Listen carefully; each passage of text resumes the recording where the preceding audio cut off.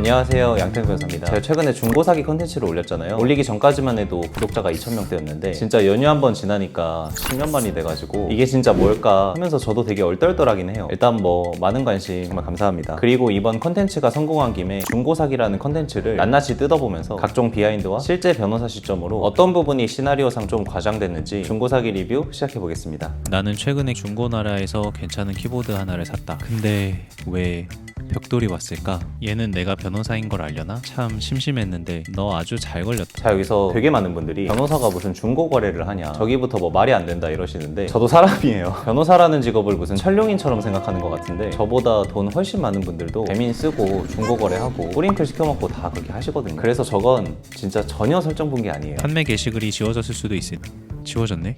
이럴 줄 알고 미리 캡처해놨다. 이게 내 직업병이다. 아 근데 귀찮더라도 PDF 따놓을 거야. 자, 여기서 PDF를 따놓으면 좋은 점이 뭐냐면 좀 잘못 알고 계시는 게 위조 방지다 그렇게 생각하고 있는 분들 계시지만 PDF를 쓰면 자료 속에 URL 링크가 보이도록 설정할 수 있고요. 캡처 시간도 찍히니까 여러모로 편해서 쓰는 게 가장 큽니다. 다들 이렇게 하니까 뭐 저희도 그렇게 하는 거죠. 고소인 양태영, 담당 변호사 양태영, 피고소인 성명 불상자. 여기를 보면은 좀 과장된 포인트가 사실 제가 직접 고소를 하는 거면은 담당 변호사를 따로 쓸 필요가 없어요. 아, 그리고 사기꾼 이름을 모른다 할 때는 이렇게 성명 불상자라고 적어주시면 됩니다. 사람들은 대부분 이런 중고 사기 사건인 경우 사기꾼이 대포 통장을 썼거나 추적할 수 없는 아이디로 사기를 쳐서 잡을 수 없다라고 생각하겠지만 제가 뭐 다른 댓글들을 긁히거나 그런 게 전혀 없었거든요. 근데 유일하게 긁혔던 댓글이 고소장도 한글을 쓰시는구나. 네, 저도 알아요. 한글 쓰는 사람이 진짜 싫은 거 저도 아는데 솔직히 한국어를 쓸 때는 한글만큼 깔끔하고 가독성 있게 나오는 건 없다고 생각하거든요. 그리고 소소한 변명이긴 하지만 제 문서를 읽는 사람들 다 판사님이시거든요. 기본적으로 판사님들은 다 한글을 쓰시고 그 형식이 가장 눈에 익으니까 어쩔 수가 없어요. 아, 그리고 의뢰인분들한테 보내드릴 때는 저는 친절하게 다 PDF로 변환해서 보내드립니다. 진짜 한글 파일 받을까봐 걱정하지 않으셔도 돼요. 이상 추잡한 변명이었습니다. 경찰에서조차도 사건이 너무 작고 어림잡아 범인을 못 잡을 것 같으니 접수 자체도 안 받아주는 경우도 많다. 이 부분에서 공감을 하시는 분들과 이해를 못 하시는 분들이 나눠지는데 보통 이해를 못 하시는 분들은 프로세스상 사건을 어떻게 거부하냐 그렇게 말씀을 하시더라고요. 근데 이걸 정확하게 얘기하자면 일반인이 변호사도 선임하지 않고 고소장을 제출하러 가잖아요. 그러면 수사관이 바로 앞에서 서류 다 까보고 훑어봐요. 그리고 아, 이거 사건 안 돼요, 못 잡아, 뭐 그런 식으로 얘기를 해요. 아, 근데 여기서 진짜 오해하시면 안 되는 게 접수를 안 받아준다는 게 아니에요. 그래도 그냥 접수해주세요 하면은 받아주는 게 정석이에요. 근데 그걸 모르고 안 된다 하니까 거절당한 줄 아세요. 그래서 실제로 그걸 경험하신 분들이 제 영상에 댓글을 이렇게 남겨주시더라고요. 근데 만약에 내 MBTI가 극I다, 이런 사소한 실랑이도 일으키고 싶지 않다 하면은 제가 영상에서 설명한 것처럼 하지만 경찰이 거부를 할 수 없게 무조건 고소 접수를 할 수 있는 방법이 있다. 바로 고소장을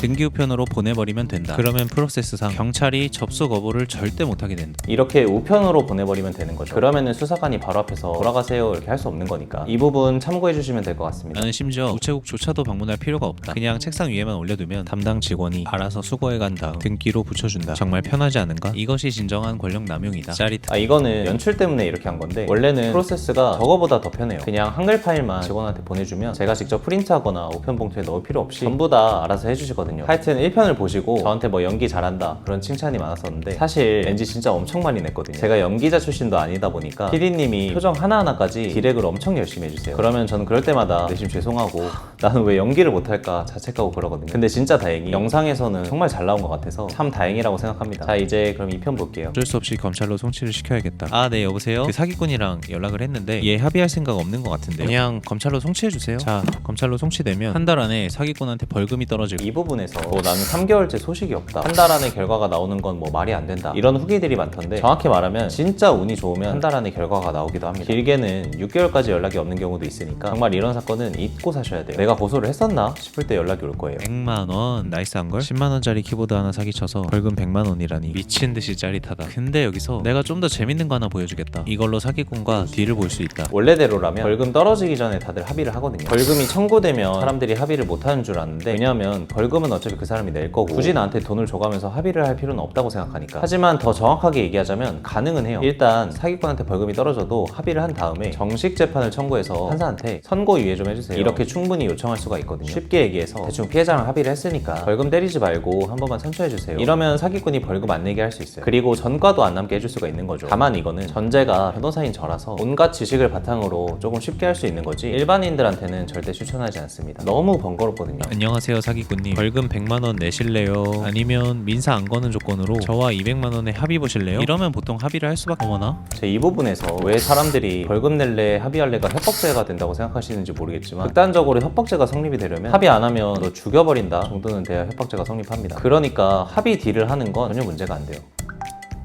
욕을 하네. 이거 너무 재밌는걸? 자, 그러면 이제부터 이 문자 내용 하나로 벌금이 늘어나는 마법을 보여주겠다. 그냥 간단하게 문자를 캡처해서 사기꾼이 얼마나 반성의 기미가 없는지에 대해 간단하게 의견서라는 걸 작성하고 판사한테 보내주면 된다. 아마 이 부분이 제가 짠 시나리오 중에서 가장 말이 안 되지 않을까 싶은데 사실 방법 자체는 불가능한 건 아니에요. 만약 이 사건의 당사자가 제 의뢰인이다 하면은 이렇게까지 의견서를 보내며 모션을 취했을 것 같아요. 그러면 확률적으로 판사님의 재량에 따라서 벌금을 증액시켜주기도 하거든요. 하지만 이 부분만큼은 가능성이 정말 낮거든요. 벌금이 무려 200만 원이나 선고되었다. 그렇게 진작에 합의를 하지. 그런데 이걸 가지고 사기꾼한테 마지막으로 한 번 더 딜을 칠 수 있다. 사기꾼 이마, 벌금 200만 원 낼래? 아니면 나랑 300만 원에 합의할래? 대신 민사는 안 걸게.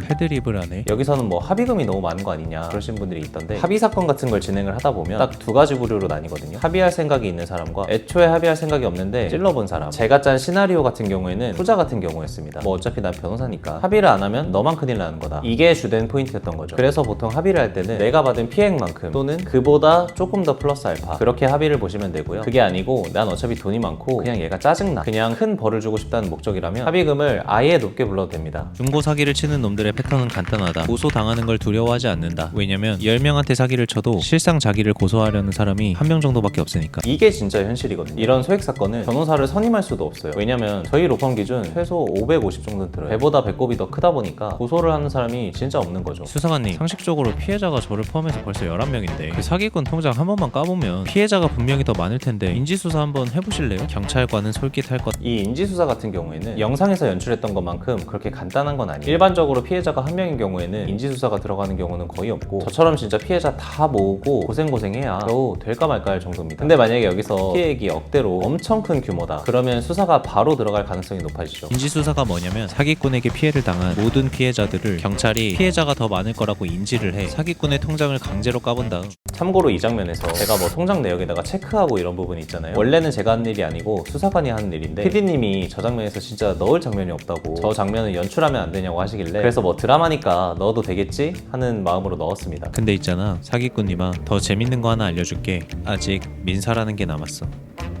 마지막은 왜 열린 결말이냐 이렇게 많이 물어보시던데 원래는 PD님이랑 4편까지도 기획을 해봤는데 결국에 내려진 결론이 어차피 상황은 똑같이 반복이 될 거고 이 이상은 너무 뇌절이지 않을까 생각이 들더라고요. 그래서 스토리상 가장 화려한 순간에 끝내고 이 이후의 얘기는 여러분들의 상상 속에 맡기는 게 가장 완벽하지 않을까? 라고 여기 계신 PD님이 선택하셨어요.